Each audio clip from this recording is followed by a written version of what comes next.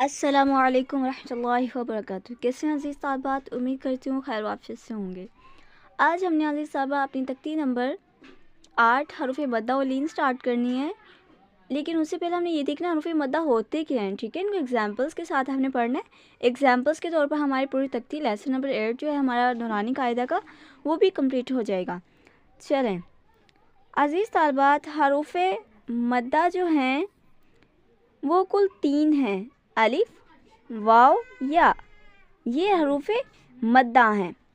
इसके बाद अज़ीज़ तालिबात हम अलग अलग देखते हैं कि ये अलिफ मद्दा, वाव मद्दा और या मद्दा कब बनता है, इनकी शराइत क्या हैं।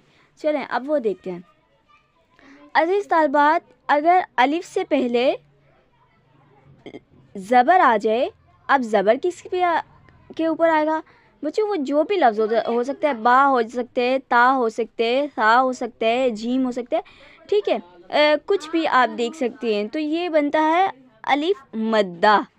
अलिफ मद्दा बन जाता है जब अलिफ से पहले ज़बर आ जाए। ठीक है, अब हमने अज़ीज़ तालिबात देखना है अलिफ मद्दा हो गया। ठीक है, उसके बाद बच्चों हमने देखना है वाव मद्दा क्या होता है। ठीक है, वाव मद्दा अज़ीज़ तालिबात, जब वाव साकिन, पहले हमने कहा था अलिफ से पहले ज़बर हो, लेकिन यहाँ पर वाव साकिन, साकिन ये इसको जज़म भी कहते हैं, सुकून भी कहते हैं। आगे हम लेसन पढ़ेंगे, वो ज़्यादा आपको बेहतर तौर पर समझ आएगी। ठीक है, वाव साकिन, जब वाव है और इसके ऊपर ये आपको शक्ल नज़र आ रही है छोटी सी मुड़ी हुई, तो इसको जज़म या सुकून कहते हैं। इससे पहले अगर पेश आए तो बच्चों वो बन जाता है वाव मद्दा।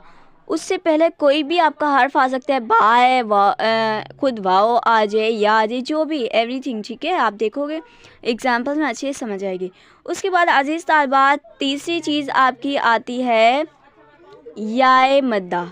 ठीक है, याए मद्दा क्या है अज़ीज़ तालिबात? याए मद्दा क्या है? या साकिन, वही या के ऊपर जज़म या सुकून, या साकिन से पहले अगर ज़ेर आए तो इसको या मद्दा कहते हैं।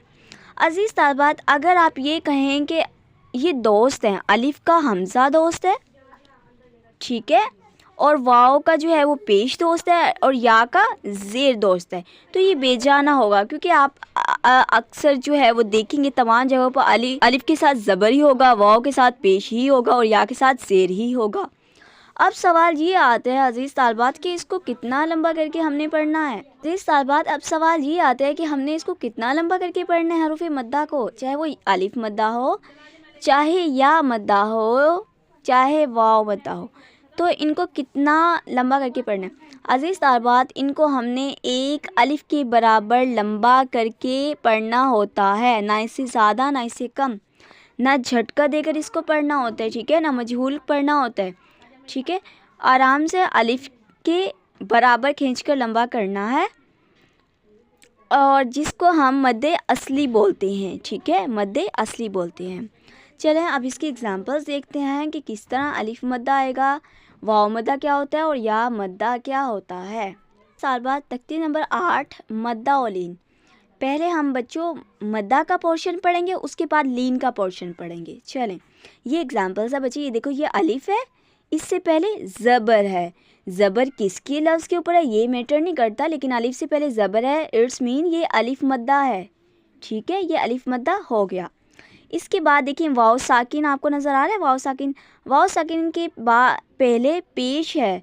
पेश किस लफ्ज़ के ऊपर है ये मैटर नहीं करता, लेकिन वाव साकिन से पहले पेश आ गया, इट्स मीन ये वाव मद्दा है। ठीक है, इसके ऊपर स्टैंप लगी, ये वाव मद्दा ही है। ठीक है, अब देखिए ये या है, या साकिन है।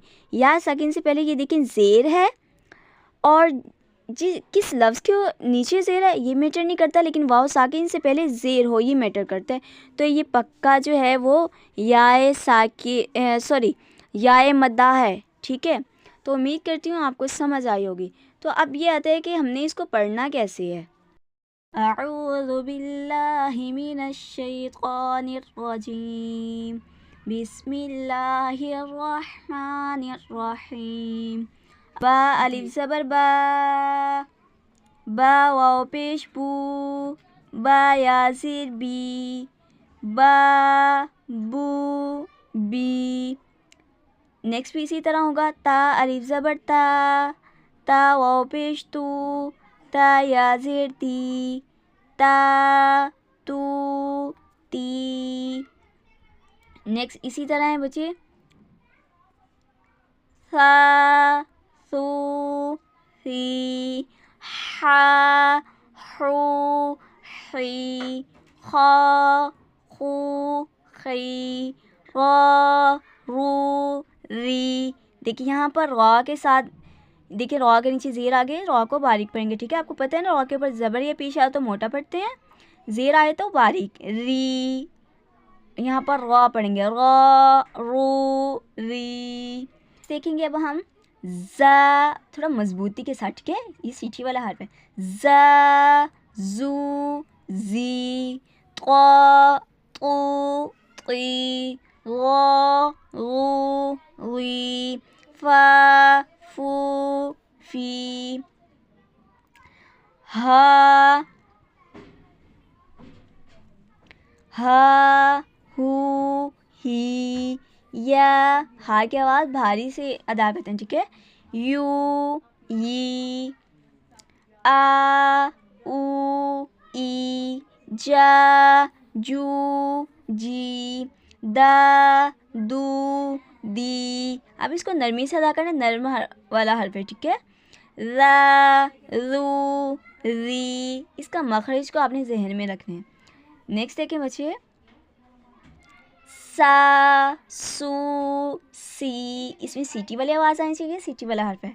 शा, शू, शी, सो, सू, स्की, ला, लू, ली, आ, रू, री। आपने इसका डिफरेंस आइन और हा का, हा वाला पीछे पड़ा है, हा, हू, ही, हा वाला था, ठीक है। ये आइन वाले किस तरह अदा करना है, आ, रू, री, गा, गू, गी, का, कू, की। इस कॉफ में और इस काफ में फ़र्क रखना है।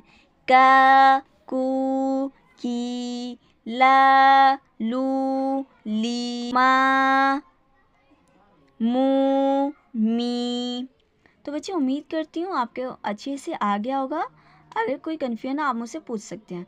इसके अलावा बच्चे आप लोग अगर लेक्चर देख रहे हो, वैसे तो ख़ुद से नहीं पढ़ना चाहिए, कोई ना कोई मसलन कारी या कारी आपको रखनी चाहिए।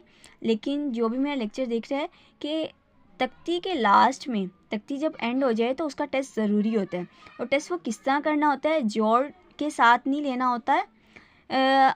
टेस्ट इस तरह होता है, हमने बच्चे को कहना होता है कि फॉर एग्ज़ाम्पल बच्चों को ये क्या है, तो उसने इस तरह नहीं आपको सुना का वापिश को, वो डायरेक्ट आपको रवां सुनाएगा को। नेक्स्ट फॉर एग्ज़ाम्पल आप कहो कि ये क्या है, वो कहेगा वी। इसी तरह आप कहो कि ये क्या है, वो कहेगा सू, ठीक है। इसी तरह नेक्स्ट आप देख लो, आप ये कहेंगे ये क्या है, वो कहेगा वी। ये क्या है, ही। सेम ज़्यादा सुने जिसमें गलती होती है, जैसे ज़ा और दाल वाला, इनमें सेम सुने। जैसे फॉर एग्ज़ाम्पल आप इसका भी ये वाला सुन लेंगे और जो दाल वाला है, दाल वाला भी यही वाला सुन लेंगे, फिर पता चलेगा आपको आया कि बच्चे के तलफ़ुज़ भी ठीक है और जो उसने तख्ती नंबर 8 में सीखे आया कि वो भी उसको आता है। इसी तरह आपने सब तख्तियों का सुनना होता है। जी अल्लाह हाफ़िज़। कुछ ना समझ आए पूछ लीजिएगा। अगर आपको वाकई मेरा लेक्चर अच्छा लगे है, फ़ायदेमंद लगे, तो प्लीज़ सब्सक्राइब करते जाइए और हौसला अफ़ज़ाई के लिए कमेंट करते जाइए। और फ़ी अमान अल्लाह। अस्सलामु अलैकुम रहमतुल्लाहि व बरकातुहू।